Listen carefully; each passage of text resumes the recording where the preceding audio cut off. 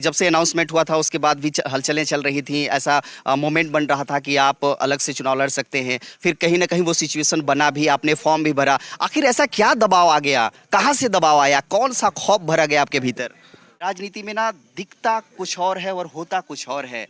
ये एकजुटता में जो दिखाई दे रहा है, भीतर आपके दिल में वही है? पूछना चाहता हूं जगत जी, देखिए कर्जा माफी क्या, उसके अलावा क्या सपने हैं? आप 23 से 28 के बीच में क्या देना चाहते हैं छत्तीसगढ़ को? क्या है आपके पास? ये आपस के खींचा खींची का जो माहौल बना है आप चारों पांचों में, तो ऐसा लगता नहीं है क्या है ना, पब्लिक भ्रमित होती है साहब कि आखिर क्या है, ये किस चीज की लड़ाई चल रही है? पब्लिक डोमेन में हम लोगों ने कभी कहा ही नहीं है कि हम लोग कांग्रेस पार्टी के काम पता चलता है, राजकुमारी का काम नहीं करेंगे, ऐसे कभी कहा ही नहीं वो है। अलग चीज है, पता चलता है कहीं ना कहीं आप लोगों में ये चलता है ना कि भाई हमें मिल जाए, हमें मिल जाए, और नाराज जैसे रामदेव जगते जी का नाराज होना, फिर वो निर्दलीय फॉर्म। शिव भजन मरावी जी हैं और विधायक प्रत्याशी के पतिदेव, और हम चाहेंगे कि इनसे भी रूबरू हों।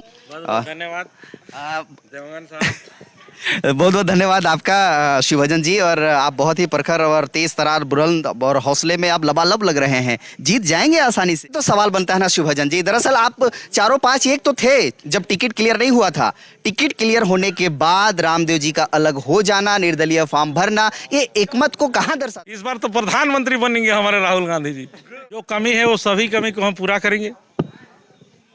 क्या कमी, यही तो मैं समझना चाहता हूं कि आप प्रतापपुर विधानसभा क्षेत्र को कितना जानते हैं, कहां तक जानते हैं? युवाओं के लिए बात आती है, आप लोग कहते हैं हम बेरोजगारी भत्ता दे रहे हैं। क्या छत्तीसगढ़ की जनता, छत्तीसगढ़ के युवा, प्रतापपुर विधानसभा के युवा सिर्फ बेरोजगारी भत्ता पाकर के संतुष्ट रहे, घर में बैठा रहे?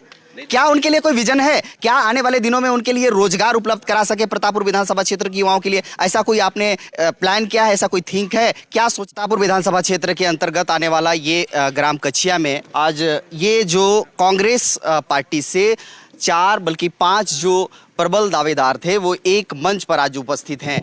कुछ दिन पहले याद होगा जिस दिन नामांकन फॉर्म जमा किया जा रहा था, उस दिन मैं आपको रिपोर्टिंग करके बताया था, दिखाया था, दोनों से बात हुई थी। रामदेव जगते जी जो कि प्रबल दावेदार के रूप में माने जा रहे थे ये प्रतापपुर विधानसभा क्षेत्र से, लेकिन अंततः उनको टिकट नहीं दिया गया, तो निर्दलीय उन्होंने फॉर्म भरा था और कहा था कि जो जन भावना है उनकी भावनाओं का कद्र करते हुए, उनकी भावनाओं को समझते हुए मैं चुनावी मैदान पर आ रहा हूं, और उन्होंने नामांकन फॉर्म भरा था। तब मैंने एक सवाल उनसे किया था कि देखिए वक्त के साथ ये राजनीतिक गेम ऐसा होता है जिसमें पलटी खा जाते हैं और मैनेज कर लिया जाता है और वो ठंडे पड़ जाते हैं। आप ऐसा तो नहीं होंगे, लेकिन कहीं ना कहीं वो उनके बातों से ऐसा उस वक्त तो नहीं लगा था, लेकिन आज जिस तरीके से राजनीतिक समीकरण बदला उसके बाद आज इन्होंने जाकर के वो अपना फॉर्म वापिस कर लिए और पुनः जो कांग्रेस पार्टी के परिवार, बल्कि कांग्रेस पार्टी ने इनको अच्छे जगहों पर बैठाया था, प्रदेश के सचिव भी थे, और पुनः वो परिवार में शामिल हो गए हैं। आइए सीधा सवाल उन्हीं से होगा, क्योंकि बहुत सारे तीखे सवालात भी होंगे, क्योंकि काफ़ी सैकड़ों की जनसंख्या ने उनके साथ जाकर के नामांकन फॉर्म भरा था। तो सबसे पहले आप ही से बात करेंगे रामदेव जी, और मैं चाहता हूँ कि हाँ खड़े हो जाइए, क्योंकि लोग चाहते हैं, देखना भी चाहते हैं। पहले तो बहुत स्वागत है, और ऐसा क्या हो गया, चेहरे में वो खुशी नज़र तो नहीं आ रही है, फिर दोबारा आप शामिल हुए हैं कांग्रेस परिवार में? आपके YouTube चैनल के माध्यम से सभी दर्शकों को मेरा प्रणाम, जय जोहार। रामदेव जगते जी, जब नामांकन फॉर्म भरने, जैसे मैंने कहा अभी शुरुआत में कि आपसे सवाल मैंने किया था और बोला था कि इतने तादाद में जो लोग आपके साथ आए हैं, क्या आज उनके विश्वासों को आपने तोड़ा नहीं है? बिल्कुल नहीं, ये एक प्रक्रिया होती है कि जो भी प्रत्याशी होते हैं अपने दावेदारी पेश करें, और उनके जो समर्थक होते हैं, उनके शुभचिंतक होते हैं, सभी कोई अपने नेता का, अपने जो अगुवा का समर्थन करें, और वो अपना निर्वाचन में जो प्रत्याशी के रूप में चयन प्रक्रिया है उसमें वो पहुंच सके। तो कहीं ना कहीं हमारे जितने भी दर्शक लोग थे और भाई लोग के और अभ्यर्थियों लोग के जितने भी लोग थे, सभी कोई अपना अपना प्रयास किया। सीधे सीधे बताइए ना रामदेव जी, ये बताइए कि ऐसा क्या दबाव पड़ गया जब इतने दिनों से, काफी जब से अनाउंसमेंट हुआ था उसके बाद भी हलचलें चल रही थी, ऐसा मोमेंट बन रहा था कि आप अलग से चुनाव लड़ सकते हैं, फिर कहीं ना कहीं वो सिचुएशन बना भी, आपने फॉर्म भी भरा। आखिर ऐसा क्या दबाव आ गया, कहाँ से दबाव आया, कौन सा खौफ भरा गया आपके भीतर? पिछले बार भी 2018 के चुनाव में युवा कांग्रेस की ओर से मेरा नाम युवा कांग्रेस की ओर से AICC को गया था राजकुमारी के लिए, और पिछली बार गुटबाजी होने के कारण हमने फार्म भी ले लिया था।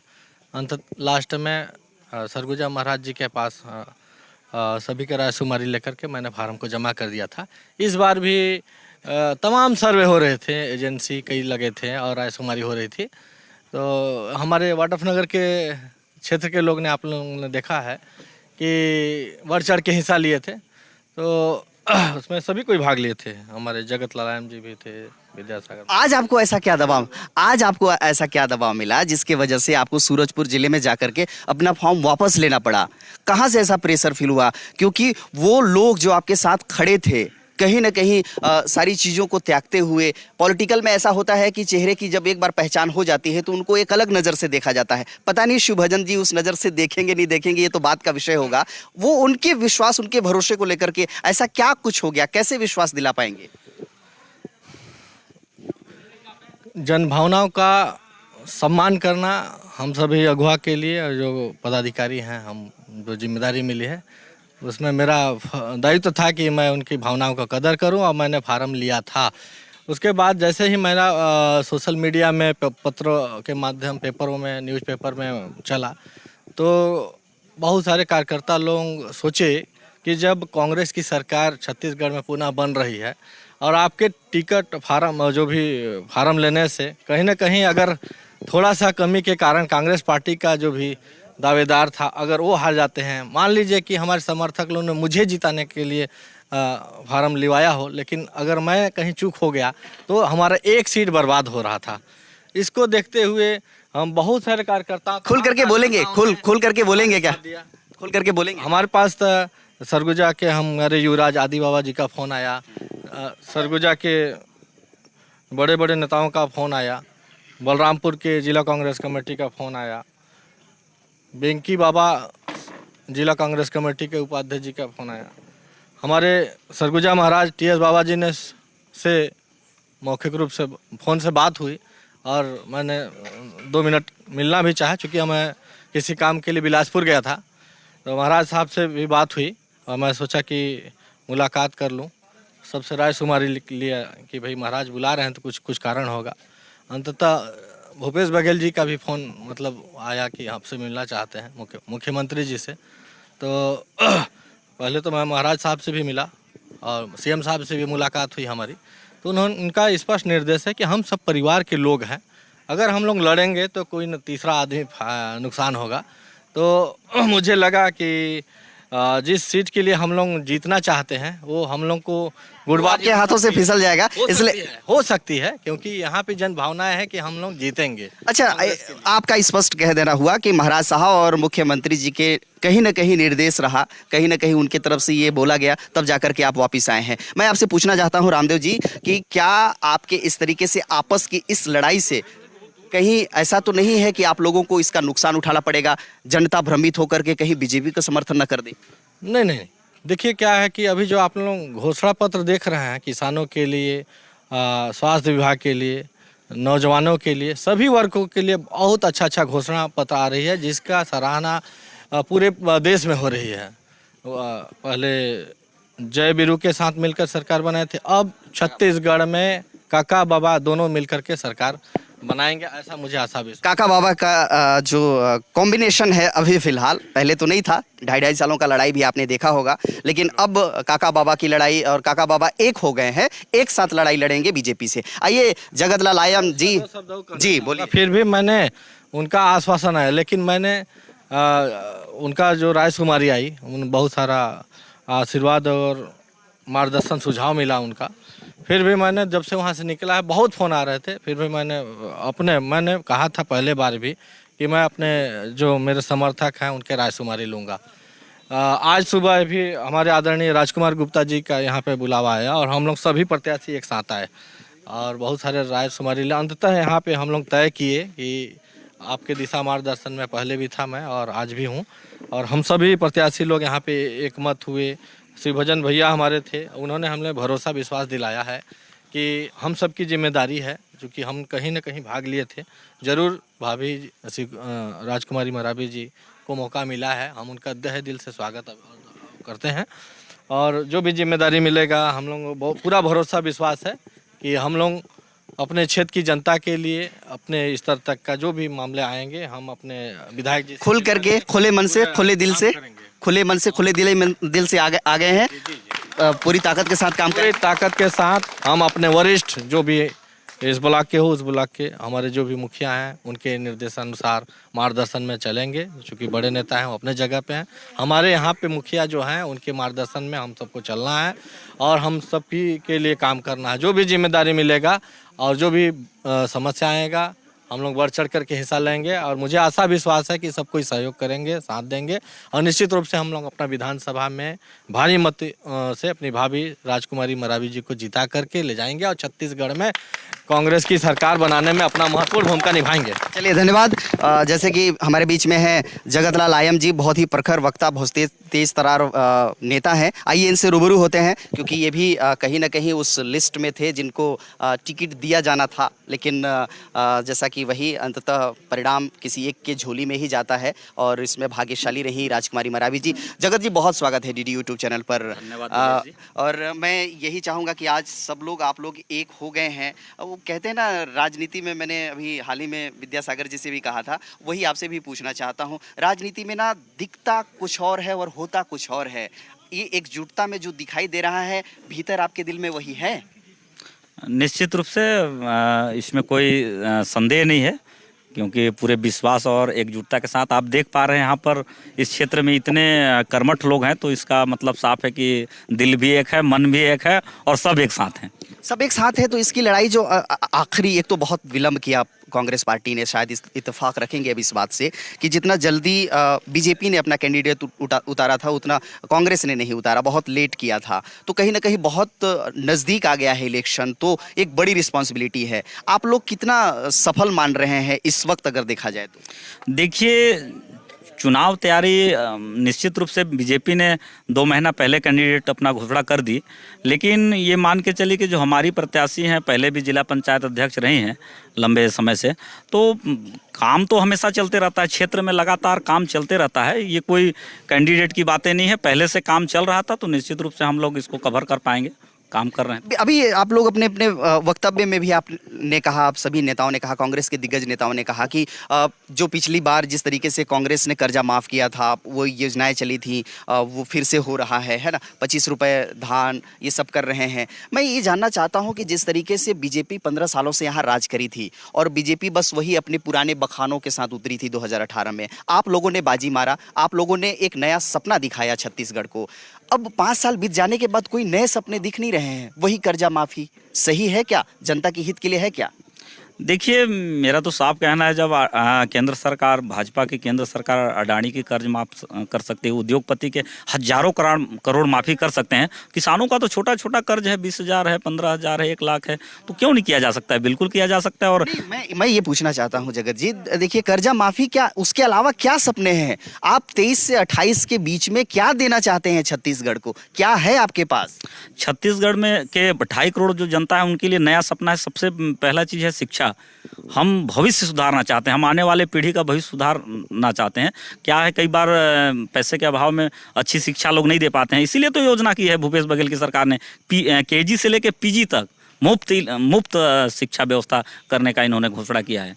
शिक्षा व्यवस्था की बात करते हैं जगत जी, लेकिन दरअसल ये है कि अभी बात भी आई थी कि विद्यालय खोल देना और आप नई नई संस्थाएं खोल देना, वहाँ की व्यवस्थाएं मायने रखती है। अभी मैं हाल ही में गया था, स्वास्थ्य विभाग के मंत्री हैं TS महाराज जी, वाड़फनगर की स्थिति ऐसी है कि वहाँ पर बेडशीट उपलब्ध नहीं है मरीजों का। विद्यालय में जाइए तो वहाँ पर शिक्षक नहीं होते हैं, वहाँ की व्यवस्थाएँ नहीं होती हैं। तो क्या इस तरीके से शिक्षा आप दे करके छत्तीसगढ़ को ऊपर उठा पाएंगे?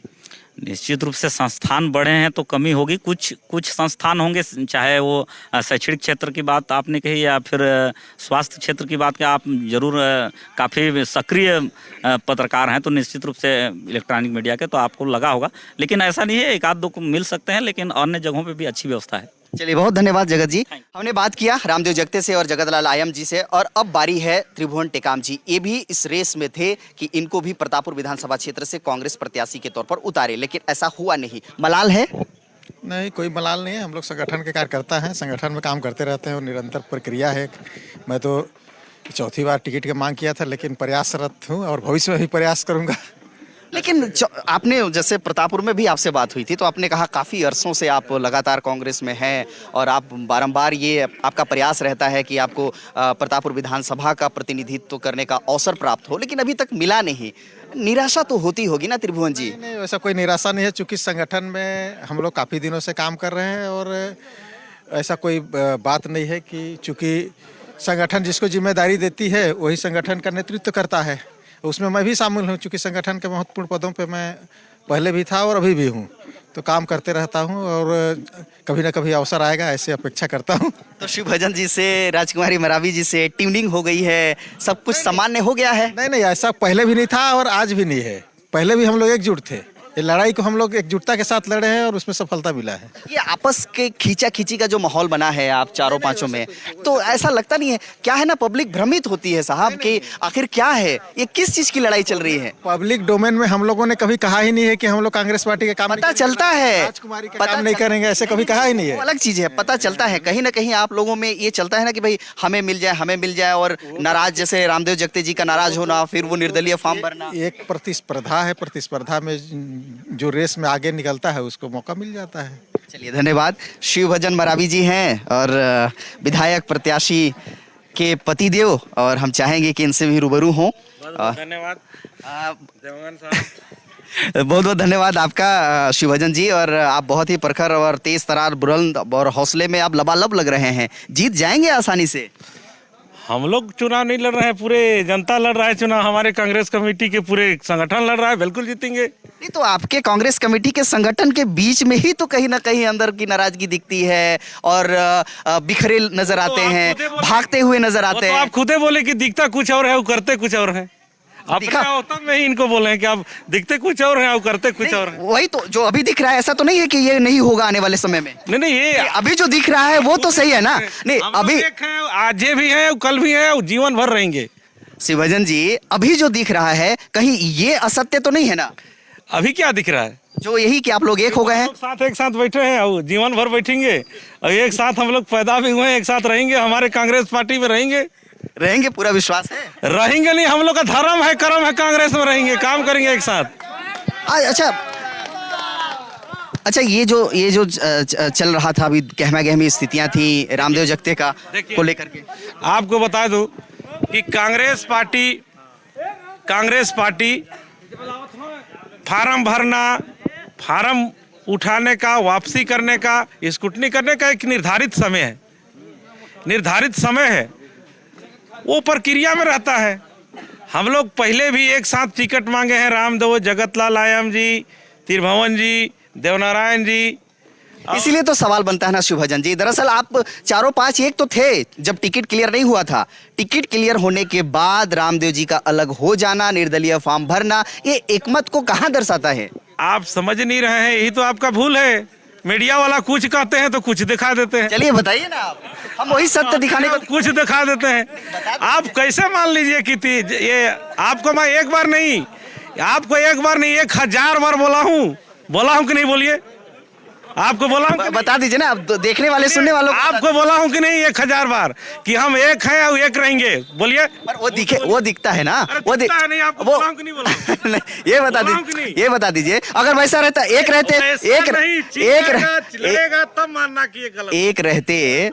रहते तो आज सूरजपुर जाकर के ठकराना, आपस में एक जगह घड़ा रखिएगा तो जरूर टकराएगा, लेकिन वो दुश्मन नहीं, वो भाई है। प्रेम से टकराया था? प्रेम से कहाँ टकराया है? टकरावे नहीं किया है, तो घर का आदमी है। मतलब सब ठीक है? सब ठीक नहीं, पूरा ठीक है, अंदर बाहर सब दुनिया। हमारे गुरुजी चाचा जी हैं और पूरे कांग्रेस कमेटी, पूरे हमारे कांग्रेस का पूरे लहर चल रहा है पूरे देश में। इस बार तो प्रधानमंत्री बनेंगे हमारे राहुल गांधी जी। बन जाएंगे? बन जाएंगे नहीं, बन गए हैं, बस घोषणा होना बाकी है। चलिए, बहुत बहुत धन्यवाद शिवभजन जी, आपने हमसे बात की। और भी सवालात हैं लेकिन अभी काफी वक्त है, आप लोगों देर से आए हैं। आपका सवाल से हम भागने वाला नहीं है। अच्छा, ऐसा क्या? फिर मैं ये पूछना चाहता हूँ कि प्रतापपुर विधानसभा की जो समस्याएं हैं, मूलभूत समस्याएं हैं, आप कितना अवगत हैं और उसको किस नजर से देखते हैं? क्या यहाँ की जनता क्या उम्मीद करे आपसे आने वाले आपके, जब आप चुनाव जीत जाएंगे, 5 साल आपको मौका मिलता है उसके बाद? जो कमी है वो सभी कमी को हम पूरा करेंगे। क्या कमी, यही तो मैं समझना चाहता हूँ कि आप प्रतापपुर विधानसभा क्षेत्र को कितना जानते हैं, कहाँ तक जानते हैं? कहाँ तक जानते हैं? जैसे कहीं काम अधूरा हो गया है, जो 15 साल में बीजेपी के राज में काम हुआ है, कुछ भी काम नहीं हुआ है। और वो आज 5-6 साल में आप बोलिएगा कि पूरा काम हो जाते, भी तो संभव नहीं है, एक साथ नहीं हो सकता है। वो काम जो बकाया है वो काम होगा। जैसे कहीं रोड का बाकी है, कहीं पुल पुलिया का बाकी है, कहीं बिजली का बाकी है, कहीं आर्थिक कोई भी और ऐसे चीज का जो नहीं हो पाया है, उस कार्य को करेंगे। शिवभजन जी, युवाओं के लिए बात आती है, आप लोग कहते हैं हम बेरोजगारी भत्ता दे रहे हैं। क्या छत्तीसगढ़ की जनता, छत्तीसगढ़ के युवा, प्रतापपुर विधानसभा के युवा सिर्फ बेरोजगारी भत्ता पाकर के संतुष्ट रहे, घर में बैठा रहे? क्या उनके लिए कोई विजन है? क्या आने वाले दिनों में उनके लिए रोजगार उपलब्ध करा सके प्रतापपुर विधानसभा क्षेत्र के युवाओं के लिए? ऐसा कोई आपने प्लान किया है, ऐसा कोई थिंक है, क्या सोचे हैं, क्या विजन? एक चीज नहीं है इसमें, देखिए कोई एक चीज नहीं है, एक चीज नहीं जुड़ा है।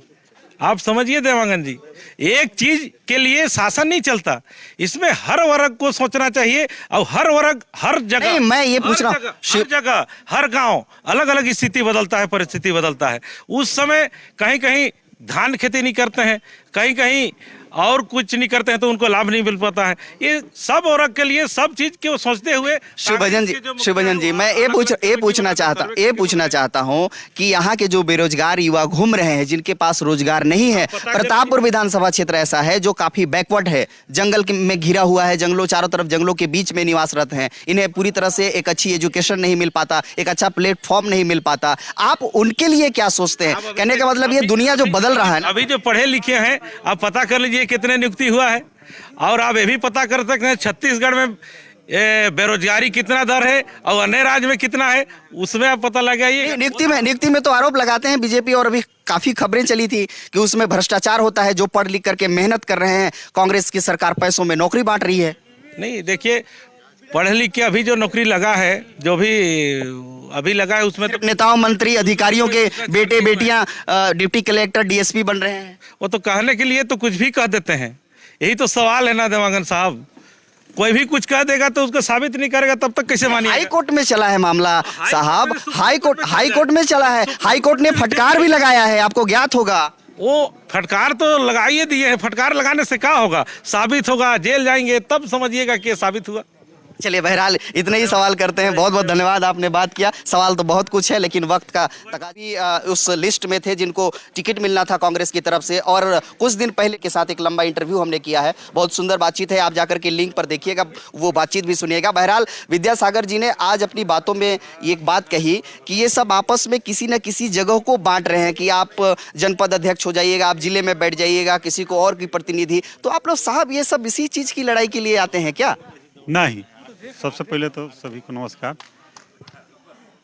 देखिए, ये क्या है, ये प्रजातंत्र का एक हिस्सा है। ऐसा लगता है कि आप लोग अपने अपने पोजीशन के लिए पोजीशन नहीं। देखिए, हम कांग्रेस पार्टी से जुड़े हुए हैं, कांग्रेस के सिद्धांतों से जुड़े हैं, कांग्रेस की नीतियों से जुड़े हुए हैं। कांग्रेस पार्टी एक परिवार की तरह अपने कार्यकर्ताओं को चलाती है, लेकिन एक प्रजातंत्र का हिस्सा है। राजनीति आज जो मान के चलिए, इतना तो स्वतंत्रता है कि राजनीति में आप हम उस क्षेत्र में आते हैं, काबिलियत रखते हैं, तो दावेदार करना मेरे ख्याल से तो कोई वो नहीं है। नहीं, आपने अपनी बातचीत में एक बात कहा था, अभी जब मैं नोटिस कर रहा था, सुन रहा था, आपने स्पष्ट कहा था कि हमने आपस में तय कर लिया था कि ये जगह आप रख लेंगे, ये जगह आप रख लेंगे, इसके लिए आप सुटेबल हैं, इसको आपको छोड़ना पड़ेगा। तो क्या आपस में ये 4-5 चेहरे जो प्रतापपुर विधानसभा के प्रमुख चेहरे हैं आप लोग कांग्रेस के, तो क्या यही सब बंद कमरे में डिसीजन होता है? क्या सिर्फ आप पोजीशन बांटते हैं? पोजीशन बांटना नहीं, हर आदमी की मंशा होती है कि मैं अध्यक्ष बनूं, जनपद अध्यक्ष बनूं, जिला पंचायत अध्यक्ष बनूं, विधायक बनूं, सरपंच बनूं, पंच बनूं। ये तो प्रजातंत्र है, हर आदमी की इच्छा होती है, जहां जिसका सुटेबल होता है। साहब, आप लोग तय कर लेते हैं ना अपने आप में? ये 4-5 जो है ना, जो एक साथ हैं, ये आप लोग खुद तय कर लेते हैं, किसी को मौका ही नहीं देते? कहाँ से निर्णय आएगा? मौका नहीं, मौका हर आदमी को मौका है, किसी को मौका को कोई बांध के नहीं रखता है। देखिए, उसका कार्य कितना आगे उसको ले जाता है, महत्वपूर्ण ये है। जनता का कार्य कितना आदमी करता है, जनता के साथ लोग कितने जुड़े हुए हैं, ये महत्व है। अगर बांटने से होता तो फिर इतना वो होता ही नहीं, हम कब के बांट लिए होते हैं। आज कुछ तय हुआ क्या? आज जिस तरीके से रामदेव जगते जी वापिस आ गए हैं आपके परिवार में, कुछ तय हुआ है क्या? तय हुआ, हम एक हैं, एक रहेंगे, आज भी हैं, आगे भी रहेंगे। कांग्रेस एक कांग्रेस के साथ रहेंगे और जो भी यहाँ अभी प्रत्याशी है विजय बनेगा, राजकुमार प्रत्याशी है, उसको हम सबका मंशा है। पूरे जनता यहाँ क्षेत्र देख रहे हैं, चारों तरफ कैमरा घुमा के देख लीजिए, ये सबका है कि हम कांग्रेस को प्रतापपुर से लीड दिलाएंगे। हमारा लक्ष्य है कि हम छत्तीसगढ़ में कांग्रेस की सरकार लाएंगे। आने वाले समय में हम वहाँ के लिए भी तैयारी है हमारा। चलिए, बहुत बहुत धन्यवाद सागर जी, आपने हमसे बात की। और ये थे विद्यासागर जी, वर्तमान में शक्कर कारखाना के अध्यक्ष भी हैं। हमने बात किया रामदेव जगते जी से और ये जगतलाल आयम जी से।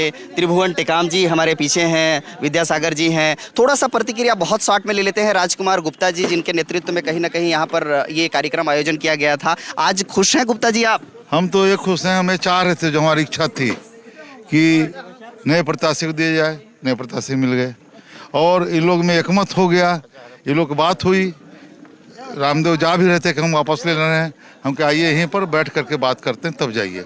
वो आए, 12 बजे आए, 5 मिनट बात हुआ कि भाई हम ये चाहते हैं कि कहीं दूसरे ना जाए कोई आदमी, आपसे डांट बहुत, आप हमारे काम करो।